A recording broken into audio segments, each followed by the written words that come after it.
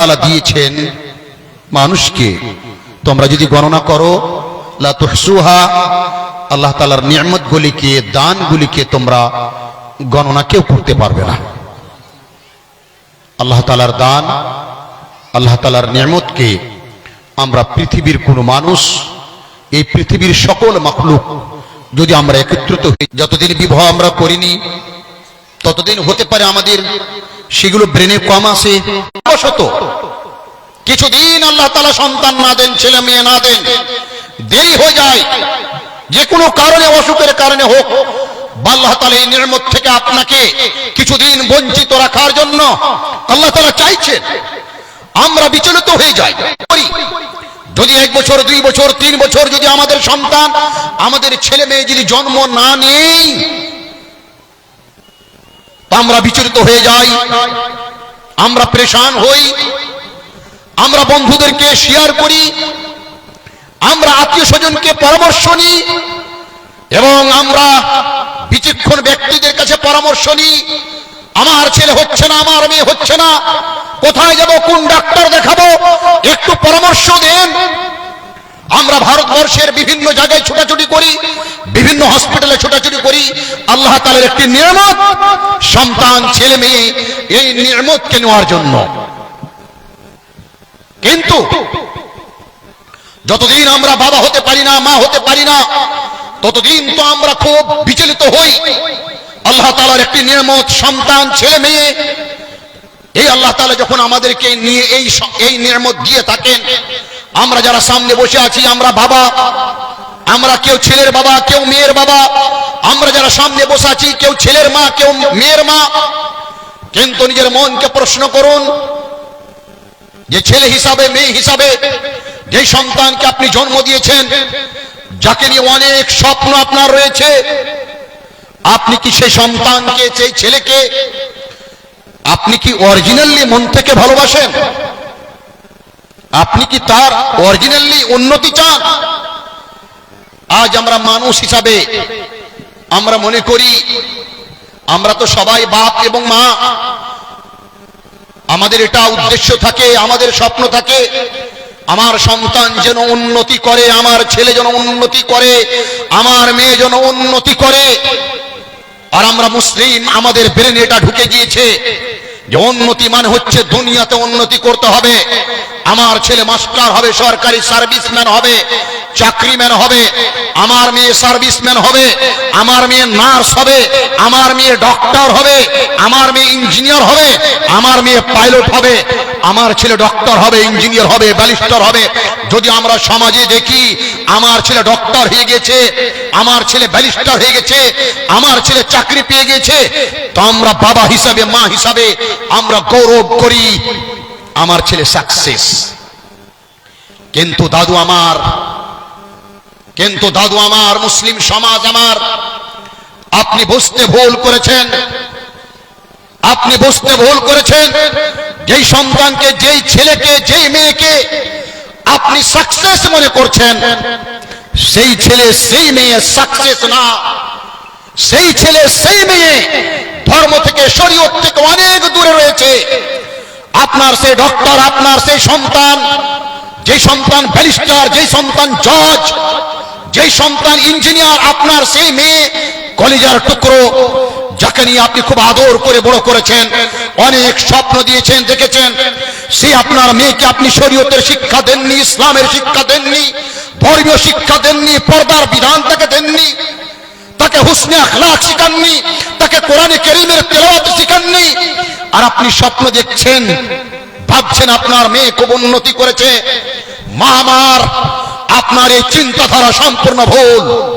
জেনে রাখবেন, মহান আল্লাহ তাআলা বলছেন, ইয়া আইয়ুহাল্লাযীনা আমানু কু আনফুসাকুম ওয়া আহলিকুম নারা।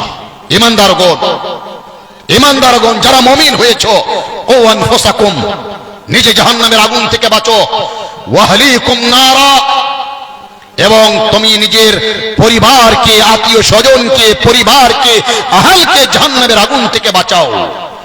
রাসূলুল্লাহ সাল্লাল্লাহু আলাইহি সাল্লাম বলছেন, কুল্লুকুম রাঈন ওয়া কুল্লুকুম মাসউলুন আন রাইয়াতিহি, তোমাদের মধ্যে প্রত্যেকজন দায়িত্বশীল, এবং তাকে তার দায়িত্ব সম্পর্কে মহান আল্লাহ তাআলা প্রশ্ন করবেন, ওয়ার রাজুলু রাইন ফি আহলিহি ওয়া হুয়া মাসউলুন আন রাইয়াতিহি।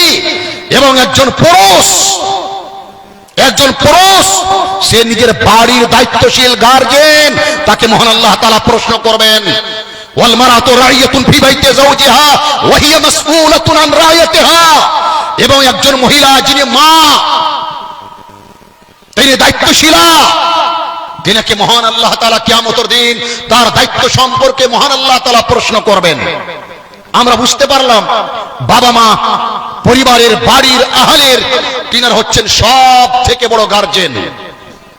আজ বাস্তব দুনিয়াতে যদি আমরা কোনো সিদ্ধান্ত নিই, বাবা যদি কোনো অর্ডার করেন ছেলেকে এটা করো, ছেলে যদি না মানে, মা যদি মেয়েকে বলে বেটি এটা করো, মেয়ে যদি না মানে, তো আমরা বাবা মা সব জোরে উঁচু আওয়াজে আমরা বলি, তুমি কি আমাকে বাবা হিসাবে মানছো না? আমি কি তোমার গার্জেন না? আমি কি তোমার জন্মদাতা না? মা বলেন, বেটি তুমি আমাকে কি মা মানো না? আমি কি তোমার জন্মদাতা না? তুমি আমার কথা শুনবে না? এটা আমার আদেশ। গার্জেন আমার বাস্তব, মা আমার যিনি ছেলের মা হয়েছেন, মেয়ের মা হয়েছেন, যিনি ছেলের বাবা হয়েছেন, মেয়ের বাবা হয়েছেন, অবশ্যই আপনি গার্জেন। আপনার সন্তানকে, আপনার ছেলে মেয়েকে আপনার আদেশ পালন করতে হবে। আমার পূর্বে শেখ আনোয়ার হক ফৈজি হাফেজুল্লাহ তিনি বুখারী শরীফের হাদিস তুলে ধরে প্রমাণ করলেন যে যদি ছেলে মেয়ে যদি নফল ইবাদতে ব্যস্ত থাকে, মনে করেন আমি তাহাজ্জুদ পড়ছি, বা মনে করুন আমি কোন নফল নামাজ পড়ছি, আর আমার মা আমাকে ডাক দিচ্ছে, মতিউর রহমান শোনো, আমাকে এমার্জেন্সি ভাবে এক গ্লাস পানি দাও, বা মতিউর রহমান আমি ছাদ থেকে পড়ে যাচ্ছি, আমি মতিউর রহমান আমার কর্তব্য, আমি নফল নামাজকে ত্যাগ করে দিয়ে মাকে বাঁচাবো, মার আদেশ পালন করব, বাবার আদেশ পালন করব, এর নাম হচ্ছে ইসলাম।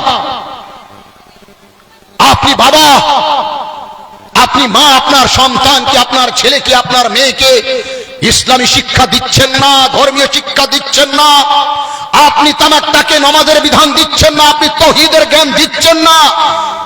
আর আজ আমরা যারা বয়স্ক বাবা, আমরা যারা বয়স্ক মা, আমরা চাদরের তলে ওড়নাকে ঢেকে দিয়ে, গামছা দিয়ে মুখকে ঢেকে দিয়ে বিছানায় শুয়ে গিয়ে কম্বলকে, গরমের দিনেও আমরা কম্বল দিয়ে মুখকে ঢেকে নিয়ে আমরা কান্না করি। আমরা মনে করি আমাদের ছেলেরা, আমাদের সন্তানেরা, আমাদের মেয়েরা তারা আমার উপরে জুলুম করছে।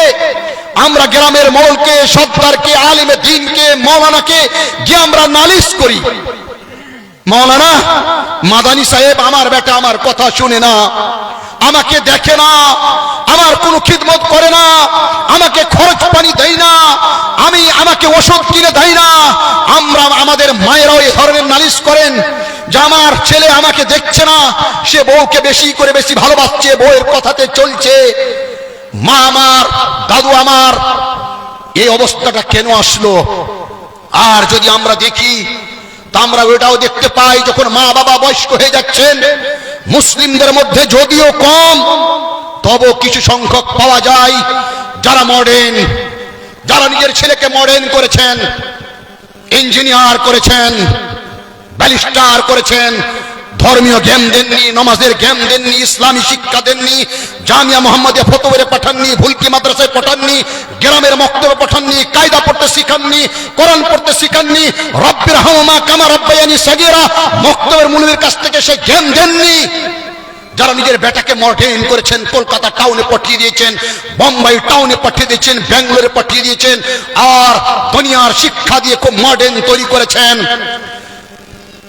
তাদেরই বাবাকে দেখবেন বেশিরভাগ বৃদ্ধাশ্রমে রেখে আসে। যদি আমি বারবার বলছি মুসলিমদের মধ্যে এটা সংখ্যা কম, কিন্তু তারপরে পাওয়া যায়। আপনি আমাকে প্রমাণ করুন যে কোন আলেমে দ্বীন নিজের মাকে বাবাকে বৃদ্ধাশ্রমে রেখে এসেছে।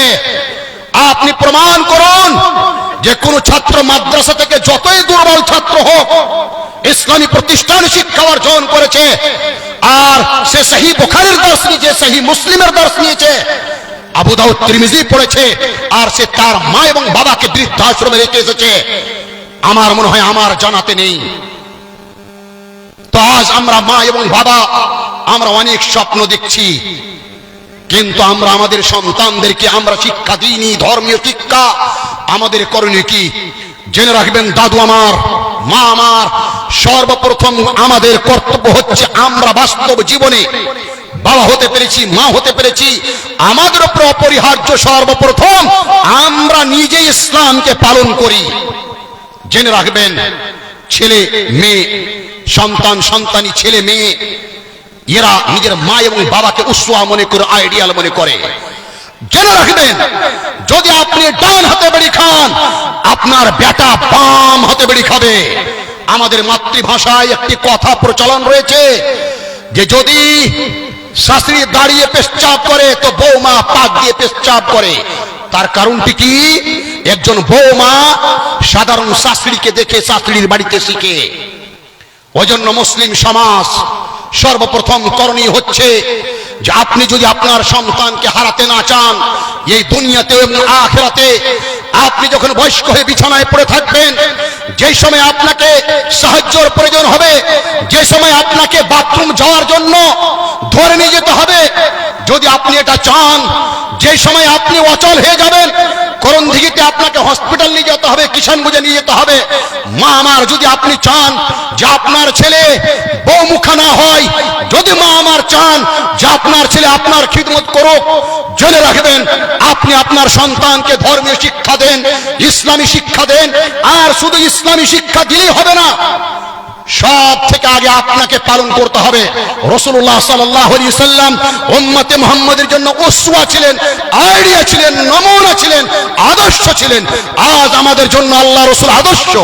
আমরা রাসূলুল্লাহ সাল্লাল্লাহু আলাইহি সাল্লামের ইতাআত করি, আমরা রাসূলুল্লাহ সাল্লাল্লাহু আলাইহি সাল্লামকে সামনে রেখে আমরা নিজের বাস্তব জীবনকে কাটাবার চেষ্টা করি।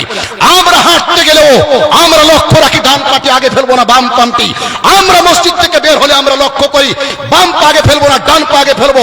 আমরা বাথরুমে প্রবেশ করতে গেলে আমরা লক্ষ্য করি রাসূলুল্লাহ সাল্লাল্লাহু আলাইহি সাল্লাম বাথরুমে প্রবেশ করতে গিয়ে ডান পা আগে ঢুকেছেন না বাম পা আগে ঢুকেছেন।